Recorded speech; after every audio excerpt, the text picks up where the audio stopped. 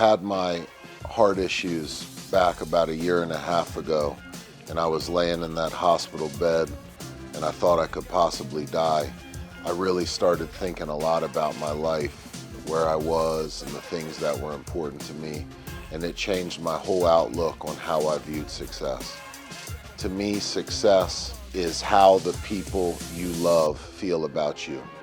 That is the number one way I measure success. Money makes it easier for me to make those people's lives easier, and that's why I work so hard to get to a point where I have money. But the goal really is to make the people's lives I love easier.